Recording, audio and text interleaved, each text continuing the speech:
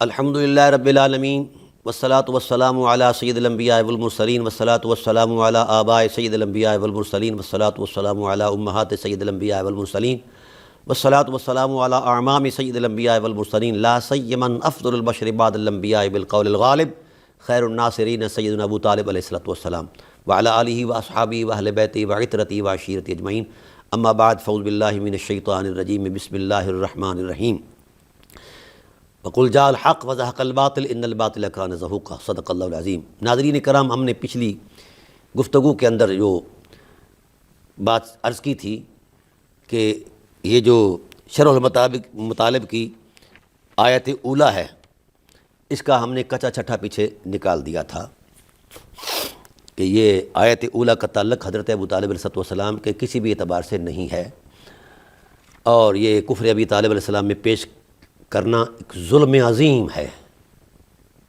ظلم عظیم ہے کہ آیت کریمہ کا نزول کئی سال پہلے کا ہے اور وقوع بعد میں ہو رہا ہے۔ اب اسی طرح ایک اور آیت کریمہ آیت ثانیہ کے ٹائٹل پر اعلیٰ حضرت رحمۃ اللہ تعالیٰ علیہ آئے ہیں، سورہ براءت کی آیت نمبر 113 ہے، ما کان للنبی والذین آمنوا یستغفروا للمشرکین ولو کانوا اولی قربی، یہ، اور اس کے ضمن میں وہ صحیح بخاری کی حدیث لے آئے ہیں، اور اس میں جو جعلی FIR تیار کی گئی ہے وہ یہ ہے کہ حضور نبی کریم صلی اللہ تعالیٰ علیہ وآلہ وسلم بوقت وفات حضرت ابو طالب کو کلمہ کی تلقین کرتے رہے، اور ساتھ بیٹھے ہوئے تھے دو گواہ، ابو جہل اور امیہ بن خلف، وہ کہتے رہے اترغب عن ملت آبائک، کیا تو اپنے باپ دادا کی دین سے پھر جائے گا؟ تو پھر اس پر انہوں نے کہا کہ میں اپنے آباء و اجداد کے دین پر ہی مرنا چاہتا ہوں، اور حضور صلی اللہ علیہ وسلم نے فرمایا کہ میں بابا آپ کے لیے مغفرت کی دعا کرتا رہوں گا جب تک کہ میں روک نہ دیا جاؤں۔ اس پر یہ آیت نازل ہوئی، اور پھر اگلی آیت بھی اسی روایت میں موجود ہے، انک لا تہدی والا بھی ونزلت انک لا تہدی من احببت، جو پہلے نازل ہوئی۔ یہ میں نے اس پوری روایت کا ٹائٹل دیا ہے جعلی FIR، کیونکہ اس کے مندرجات سارے جعلی ہیں، اور اس FIR کو درج کرنے والا جو ہے وہ شخص ہے جو اس وقت کافر تھا، اور 21 سال بعد وہ اسلام لاتا ہے۔ مجھے اعلیٰ حضرت علیہ رحمہ کی فکر پر تعجب ہوتا ہے جب حضرت عباس بن عبد المطلب علیہ السلام کے عینی مشاہدے پر مشتمل روایت ایمان جو ہے وہ ہم پیش کرتے ہیں تو وہ کہتے ہیں کہ یہ روایت قبول ہی نہیں، بہت سارے علماء قبول نہیں کرتے۔ کیوں جی؟ یہ حضرت عباس بن عبد المطلب اس وقت مسلمان نہیں تھے۔ بھئی اگر وہ مسلمان نہیں تھے، ان کی روایت اس بنیاد پر رد کر دی جاتی ہے جو عینی مشاہدے پر ہے، تو پھر یہ دونوں صاحب اس وقت کافر تھے، ابو ہریرہ بھی کافر تھے وفات ابو طالب کے وقت، اور مسیب بن حزن بھی کافر تھے۔ اب مسیب بن حزن جو کہ نواح مکہ میں رہنے والا تھا، اور یہ مخزومی قبیلے سے تعلق رکھتا تھا، ابو جہل کا قبیلہ بھی مخزومی ہے، تو مخزومیوں کا ایک جو گٹھ جوڑ تھا حضور صلی اللہ علیہ وسلم کے خلاف یا حضور صلی اللہ علیہ وسلم کے اہل بیت کے خلاف، وہ ایک مسلمہ تاریخی حقیقت ہے، اس پر تو میں پھر بعد میں آؤں گا۔ سردست ہم اس روایت کا جائزہ لیتے ہیں۔ پہلی بات تو یہ ہے کہ یہ شروع سے ہی جعلی FIR ہے، یہ ڈرامہ بازی ہے، اس کی کوئی دینی اخلاقی شرعی حقیقت نہیں ہے۔ یہ مسیب بن حزن وقوع وفات ابی طالب کا نہ عینی شاہد ہے، نہ اس کے پاس عینی شہادت ہے۔ یہ دو آیتیں جو پیش کرتا ہے، ان دونوں آیتوں کے نزول کے درمیان ایک دوسرے کے درمیان 14 سال کا فاصلہ ہے، 15 سال کا۔ یہ ہے وہ ڈرامہ جو فقیر نے ننگا کیا ہے۔ اب وہ شخص بیان کر رہا ہے جس کی بابت قرآن کہتا ہے وَقَالَ الَّذِينَ كَفَرُوا لَا تَسْمَعُوا لِهَذَا الْقُرْآنِ وَالْغَوْا فِيهِ لَعَلَّكُمْ تَغْلِبُونَ، کافروں نے کہا کہ محمد کریم صلی اللہ علیہ وسلم جب قرآن پڑھتے ہیں تو سینوں میں اتر جاتا ہے، لہذا شور ایسا ڈالو کہ کسی کو سنائی نہ دے کہ محمد کیا کہہ رہے ہیں۔ تو جب قرآن سنائی نہیں دے گا تو پھر کسی کی روح، قلب و روح میں وہ اثر بھی نہیں کرے گا، وہ کوئی مسلمان بھی نہیں ہوگا۔ یہ ٹائٹل قرآن دیتا ہے کہ وہ قرآن سننا گوارا ہی نہیں کرتے تھے۔ تو اب میرا سوال یہ ہے پوری امت بریلویہ پر کہ یہ کیا تماشا ہے۔ قرآن کہتا ہے کہ وہ قرآن سننا پسند ہی نہیں کرتا، کانوں میں انگلیاں ڈال دیتے اور اونچی اونچی سیٹیاں مارتے، شور ڈالتے، اور یہ کہہ رہے ہیں کہ 2 آیات نازل ہوئی ہیں۔ تو وہ کون سا ایسا آلہ سماعت تھا جو بند انگلیوں کو بھی چیر کر مسیب بن حزن کے سینے میں اتر گیا ہے؟ یہ کیا ڈرامہ بازی ہے، کیا یہ جھوٹا فلسفہ ہے اور جھوٹی اشعار ہے۔ اور پھر عجیب بات یہ ہے کہ وہاں 2 سلطانی گواہ بھی پیش کیے، ابو جہل اور امیہ بن خلف۔ یہ دشمن تھے پکے، بہت بڑے۔ تو جس وقت یہ وقوعہ پیش آیا تھا تو ان کے لیے تو ایک موقع تھا کہ ہاتھ میں آیا ہے، ڈھول بجائیں، باہر جا کر کہیں یہ محمد صلی اللہ علیہ وسلم کی تبلیغ کا حال ہے کہ چچا نہیں مانا، ہم کیوں مانیں۔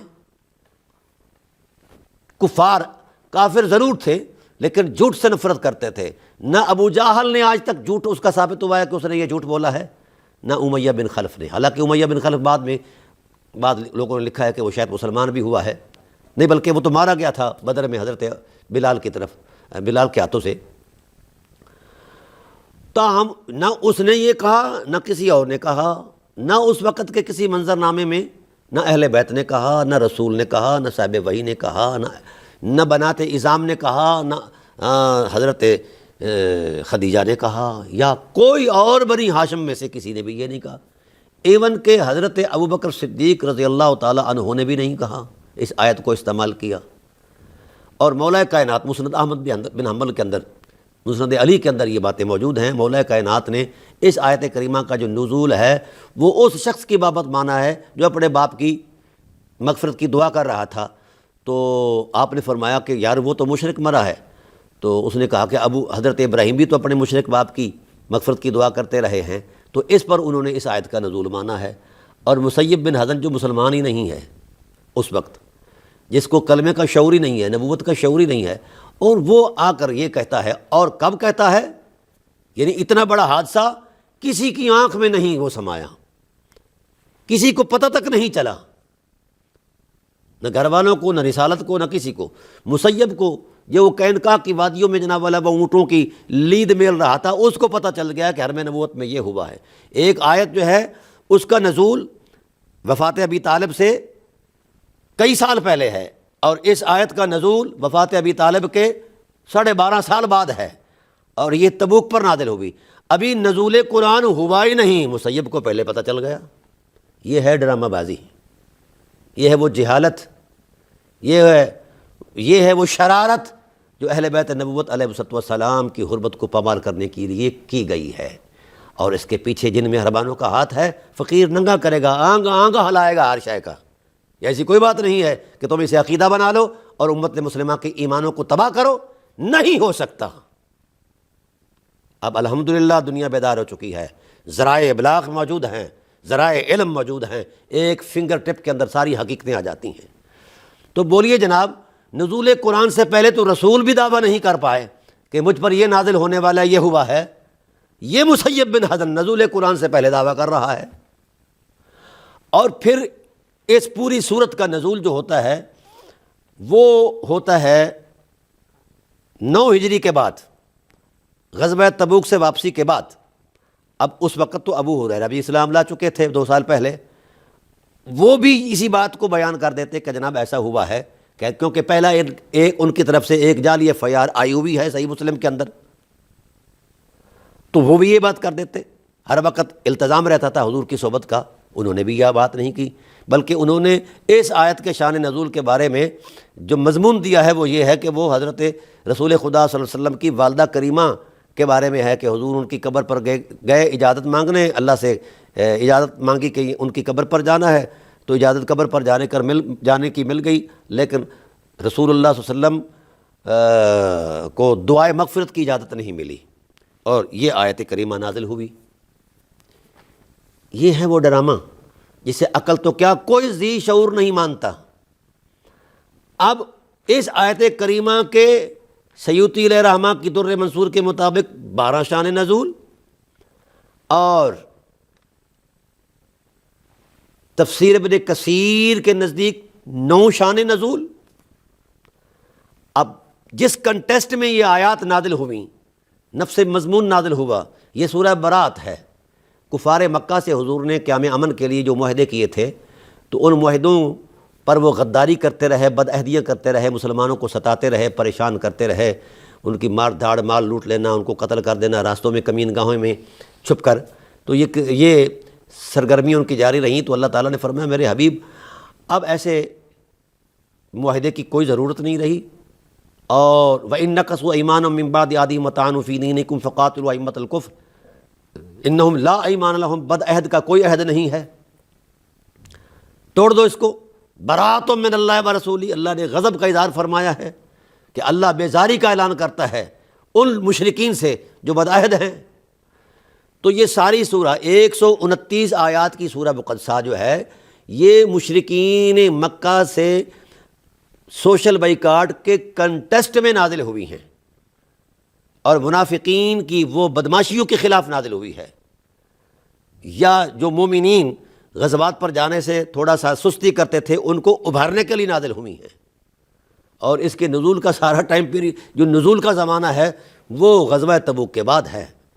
او اللہ کے بندو، حضرت ابو طالب فوت ہو رہے ہیں 10 سن نبوی کو، یہ 12 سال بعد خدا کو چیتا آیا، اور اعلیٰ حضرت علیہ رحمہ کی علمی بصیرت پر بھی افسوس آتا ہے اور شرمندگی آتی ہے۔ بلکہ وہ کہتے ہیں کہ وہ ایک قول آیا 4 صدی ہجری میں، امام واحدی ہیں جناب والا، اسباب نزول پر ان کا کام ہے، ان سے کسی نے کہا، محمد بن فضل نے کہا کہ جناب والا آیت کا نزول تو وہاں ہے اور آپ یہاں جناب والا اس کو جڑ رہے ہیں، اتنا فاصلہ ہے کئی سال کا۔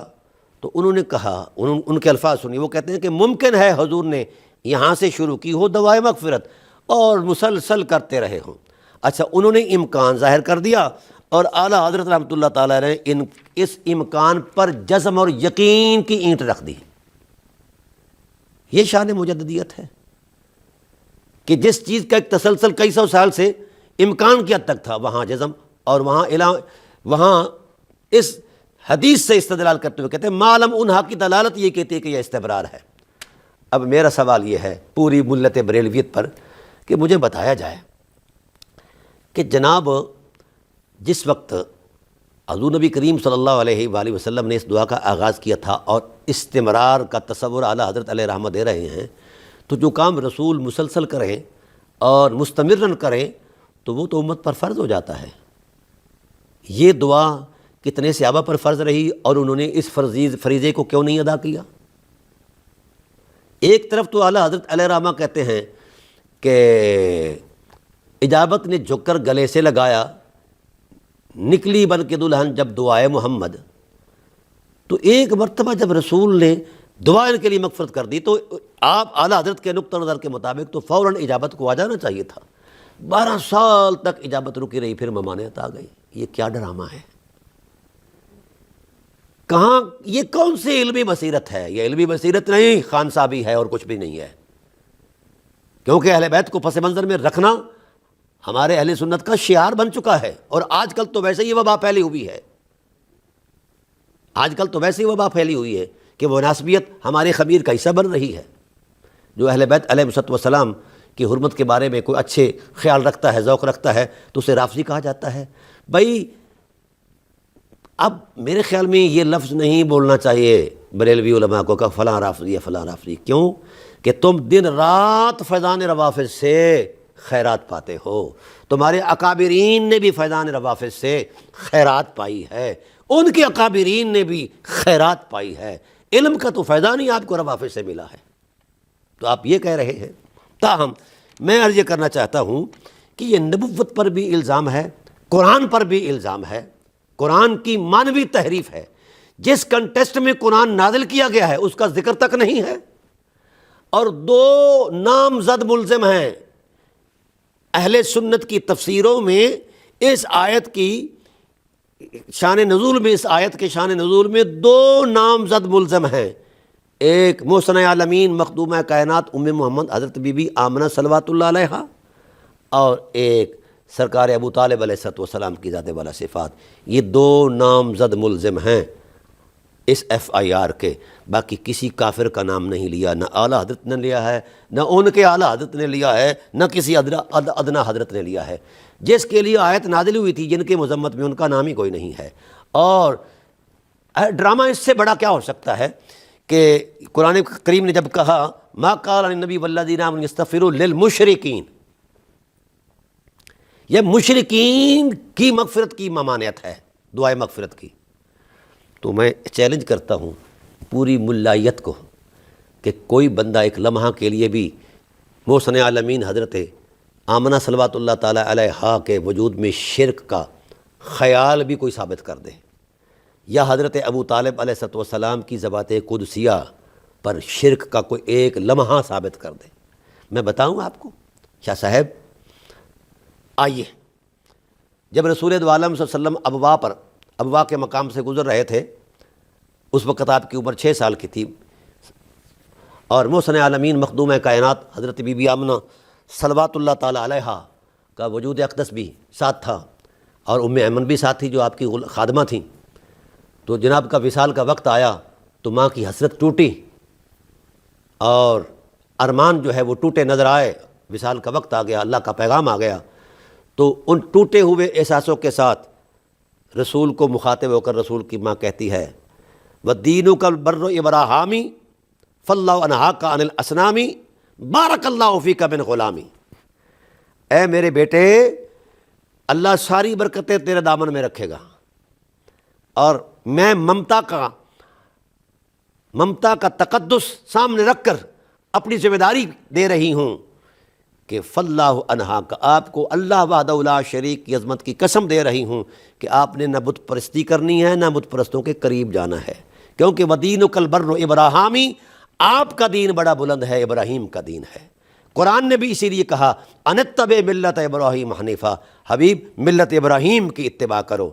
رسول کی ماں بت پرستی سے خود تو بچی ہیں، اپنے لخت جگر کو جو صاحب نبوت ہیں ان کو بھی بچنے کی تلقین کر رہی ہیں، اور ہمارے مفسرین نے اٹھایا اور بڑی جوڑ توڑ کر کے اس شرک کی مذمت میں اترنے والے مشرکین کی بابت اترنے والی آیت میں جڑ دیا حضور کی والدہ کریمہ کو، اور بڑے مضبوط پیرائے میں اس پر پوری تفصیل دوں گا، وقت جو انشاءاللہ آگے گزرے گا، بڑے مضبوط پیرائے میں 5 مرتبہ یہ آیت نازل ہوئی رسول اللہ کی ماں کو کافر بنانے کے لیے۔ یہ ہے سنیت، یہ ہے آپ کی بریلویت، یہ ہے آپ کا دین۔ جب تک آپ رسول کی ماں کو کفر کی گالی نہ دو، آپ کی تفسیر ہی مکمل نہیں ہوتی۔ یہ شرمناک رویے ہے سنیت کے، سنی، کوئی شیعہ۔ اب یہ ڈرامہ نہیں چلے گا سنی شیعہ کا، اب آنا ہوگا۔ میں گزارش کرتا ہوں اہل تشیع کے جو محققین ہیں وہ بھی اٹھیں اور اپنے ماحول سے وہ جعلی عقیدوں کو ختم کریں۔ ہم نے الحمدللہ اپنے جعلی عقیدے جو وضع کیے ہوئے تھے صدیوں سے اہل بیت کی بابت، ہم ختم کر رہے ہیں وہ جعلی عقیدے، اور اللہ کے فضل سے بہت جلد یہ ختم ہونے والا ہے کام۔ بہرحال اب حیرت اس بات پر ہے، ہمارے اصولی لوگ یہ لکھتے ہیں، اصول تفسیر کا ماہرین، کہ جب آیت کریمہ کے کئی شان نزول ہوں اور معارض آ جائیں تو پھر ترجیح کا قاعدہ دیتے ہیں۔ پہلا قاعدہ یہ ہے کہ جہاں کثرت روایات ہوں، کثیر روایات جس شان نزول کی تائید کرتی ہوں، وہ اس کو ترجیح حاصل ہوگی، اور جس کے مقابل میں آیا ہے وہ مرجوح ہوگا۔ اب ابو طالب علیہ السلام کے بارے میں 1 مرتبہ نازل ہوئی یا 2 مرتبہ، حضور کی ماں کے بارے میں 5 مرتبہ۔ اور پھر دوسری صورت ترجیح کی یہ ہے کہ وہ روات کو دیکھو کس طاقت کے مالک ہیں، کہ جو راوی روایت کرتا ہے، روایت 2 متعارض روایتیں آ جائیں تو اس راوی کی روایت کو تو فوقیت حاصل ہوگی، جو صرف راوی ہی نہیں بلکہ وہ مجتہد بھی ہے عام راوی سے۔ تو ابو ہریرہ کو آج تک ہم نے مجتہد نہیں مانا، عبداللہ ابن مسعود مجتہد مانے گئے ہیں، عبداللہ ابن عباس مجتہد مانے گئے ہیں، اور ام المومنین حضرت عائشہ صدیقہ سلام اللہ علیہ مجتہد مانے گئی ہیں وغیرہ۔ تو بھائی ادھر مجتہدین ہیں اور ادھر صرف راویین ہیں، راویوں کی بات آپ نے مان لی، اور مجتہدین کی بات نہیں مانی۔ مجتہدین یہ کہہ رہے ہیں، کوئی ہجون میں لے کر بیٹھا ہے حضور کی ماں کی تکفیر کا ڈرامہ، اور کوئی جناب دار رایا میں لے کر بیٹھا ہے، کوئی ری الحجور میں لے کر بیٹھا ہے، کوئی عصفان میں لے کر بیٹھا ہے، کوئی ودان میں لے کر بیٹھا ہے، کوئی کہیں لے کر بیٹھا ہے، ہاں جی، اور ساتھ 1500 صحابی بھی ہیں۔ اور ظلم کی بات یہ ہے کہ رسول پاک صلی اللہ علیہ وسلم کی ماں کی 11 قبریں، ہر قبر پر یہ ڈرامہ لگایا گیا، ہر قبر پر جناب والا یہ صورتحال پیدا کی گئی، اور ہر قبر کے اعتبار سے یہی ڈرامہ رچایا گیا کہ دعا کی جناب والا مل گئی ہے اور فلاں کی نہیں ملی، فلاں کی نہیں ملی، یعنی دعا کی اجازت نہیں ملی، دوسری اجازت مل گئی ہے جناب والا قبر کی زیارت کی۔ قرآن تو کہتا ہے لا تقم علی قبرہ، کسی کافر منافق کی قبر پر نہیں جانا، تو رسول بار بار جا رہے ہیں۔ آپ کا یہ جعلی نقطہ نظر رسول کی رسالت کو معطل کر رہا ہے، یہ انکار نبوت ہے، انکار قرآن ہے۔ یہ ہے آپ کا مبلغ علم اور جہالت کی انتہا کہ رسول کی ماں کو گالی دینا شرف سمجھتے ہو، شرم آنی چاہیے۔ خدا کے قہر سے ڈر جاؤ، خدا کے غضب سے ڈر جاؤ۔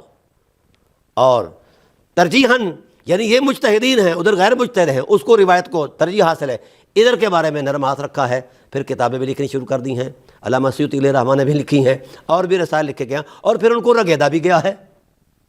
اعلیٰ حضرت نے بھی شبور الاسلام اسی واسطے لکھی ہے۔ تو اعلیٰ حضرت اگر علمی بصیرت رکھتے ہیں تو آئیے نا، وہ ایک ضابطہ شروع سے چلا آ رہا ہے ترجیح اور عدم ترجیح کا، اس پر نظم۔ اعلیٰ حضرت علیہ رحمہ کبھی غور کرتے اس قاعدے پر، یہ قاعدہ پڑھا ہوتا تو ضرور اس پر آتے کہ جناب والا ادھر تو روایات بھی مرجوع ہے اور جعلی ہیں، اور ادھر عینی مشاہدہ بھی موجود ہے، اور سارے قوائف علمی موجود ہیں، ادھر اس کے خلاف لکھ دی ہے، اور اس کو جناب والا حضرت ابو طالب علیہ السلام کو FIR کا نامزد ملزم قرار دے دیا ہے۔ تو یہ جال سازی اب نہیں چلے گی۔